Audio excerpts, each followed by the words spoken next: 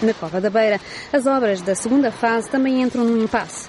Os dinheiros de Bruxelas não chegam e a associação não tem capacidade financeira. A Conegil acusa de não lhe pagar os trabalhos e suspende as obras. O resultado é mais um crime ambiental. Começam a surgir, como cogumelos, novas lixeiras ao lado das que já estavam seladas. O Ministério do Ambiente é obrigado a intervir, só que desta vez comete ele próprio uma ilegalidade. Ata da Associação de Municípios da Cova da Beira, 5 de março de 2002. O presidente do Conselho de Administração pediu a palavra para informar que, por indicação da interlocutora sectorial para o Fundo de Coesão, o adiantamento à candidatura, no valor de 10% da mesma, deveria ser pago diretamente aos empreiteiros/fornecedores, pelo que a Assembleia Intermunicipal deveria autorizar o Conselho de Administração a proceder ao endosso dos referidos cheques no valor de 1.387.347,19 €. Foi pedida a autorização para o endosso dos cheques, mas o que realmente foi feito foi um pagamento direto ao empreiteiro Carlos Santos Silva, próximo de José Sócrates. Numa corrida contra o tempo, a 5 dias das eleições que dariam a vitória ao PSD, invocando uma cláusula de exceção que flexibiliza os mecanismos, mas nunca a entidade a quem se deve pagar, o Ministério do Ambiente faz algo inédito. Em vez de pagar à Associação de Municípios de Cova da Beira, que era a entidade executora do projeto, paga diretamente a empreiteiros e fornecedores com 3 cheques do Fundo de Coesão, num valor superior a 1 milhão de euros. Na altura, Carlos Santos Silva, dono da Conegil e da Proengel, apresenta faturas que 3 anos mais tarde foram recusadas. Numas porque cobrava trabalhos a mais não justificados e outras porque revelavam fracionamento de preços, que é uma prática ilegal à luz da lei das empreitadas.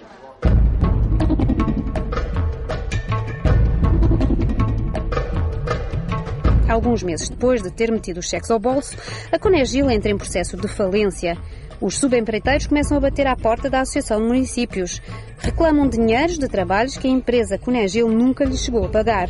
A Associação vê-se obrigada a tomar a posse administrativa da obra e o Ministério do Ambiente volta mais uma vez ao processo.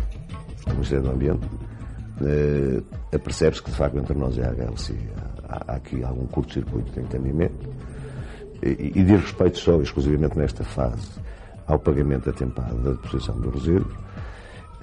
E o Ministério entende que, desta maneira, pode haver perigosidade na qualificação do produto final, designadamente o composto, designadamente também o aterro sanitário controlado, e entende que, se calhar, a Associação de Municípios não tem condições para, por si só, conseguir dar resposta oportuna ao pagamento do resíduo. As negociações de bastidores começam e um decreto-lei de dezembro de 2001, assinado por Sócrates enquanto Ministro do Ambiente e aprovado em Conselho de Ministros, transfere a posição da Associação de Municípios da Cova da Beira, a exploração da central e a sua gestão para as águas do Zezericoa, uma empresa de capitais, maioritariamente públicos, que pertence ao grupo público Águas de Portugal. Às tantas, a própria central de compostagem parecia mais uma lixeira ao ar livre. O decreto-lei do Ministério do Ambiente foi a fórmula encontrada para anunciar uma rescisão por mútuo acordo, paga com dinheiros públicos, através de uma empresa do grupo Águas de Portugal, para resolver uma situação grave causada por empresas privadas. Na altura, somos chamados ao processo para a redução de tarifas. Houve aqui algum desvelo relativamente a esta matéria. E quem é que vos enganou? O Ministério do Ambiente, que nos apresenta valores que depois não são respeitados. A HLC tinha um contrato que previa a exploração da central durante 17 anos. Essa batata quente passou para o governo PSD e só foi resolvida com muito dinheiro 2 anos mais tarde. A 27 de julho de 2003, no Fundão, o novo Ministro do Ambiente, Amilcar Teias, assina a passagem da concessão e exploração do sistema da Cova da Beira para as águas do Zezericoa, empresa do Grupo Público Águas de Portugal, que depois assina uma rescisão por mútuo acordo com a HLC. Apesar de haver mais do que razões objetivas para fazer um resgate do contrato por incumprimentos vários, o Governo aceita a rescisão por mútuo acordo, sem descontar sequer os 3 milhões de euros de multas e ainda com direito à indenização e tudo.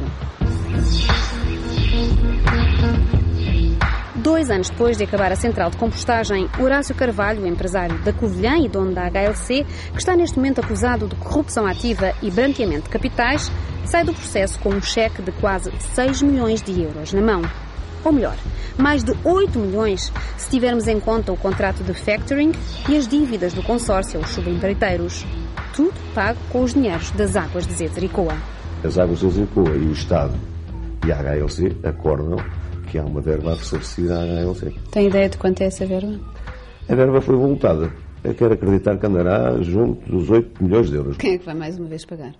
Tem que ser os cidadãos que metem lá o lixo, que são obrigados lá a meter o lixo, que têm que pagar esse adicional e então a fatura não para de crescer. Mas os senhores estão mesmo reféns desse contrato, ou seja, se quiser o fundão não pode ir pôr o lixo num outro aterro que receba mais barato, que faça mais barato. Pois não, eu até tinha aqui o meu vizinho de Castelo Branco e veja bem o dinheiro que eu poupava. Eu poupava por ano, se pudesse poupava cerca de 1 milhão de euros se pudesse depositar o lixo aqui ao lado. Mas não pode porquê? Porque pelo contrato de concessão estou vinculado a este sistema.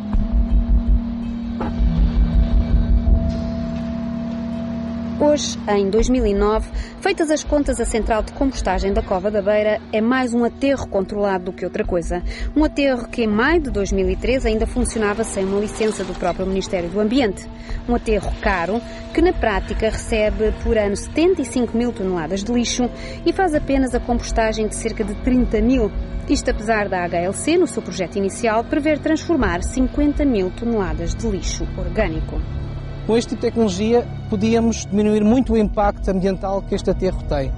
Porquê? Porque, infelizmente, 60% dos resíduos vão diretos para o aterro sem retirarmos a matéria orgânica. Essa sim que tem um grande impacto num aterro sanitário. Digamos, sem a matéria orgânica no aterro, quase que não dávamos por ele porque não havia pouca libertação de odores e o espaço utilizado seria muito menor. É muito mais barato e muito mais fácil enterrá-lo. E então o que é que se utilizou? Alvéolos.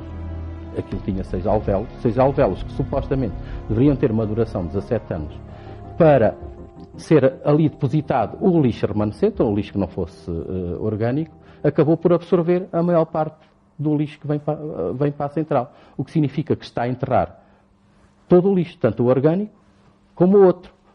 Logo não está a dar vazão ao fim principal para que serve a central, que é a reciclagem e a recuperação do lixo orgânico para composto. Esta é a principal razão pela qual a vida útil de 17 anos prevista para este aterro se esgotou em menos de 2.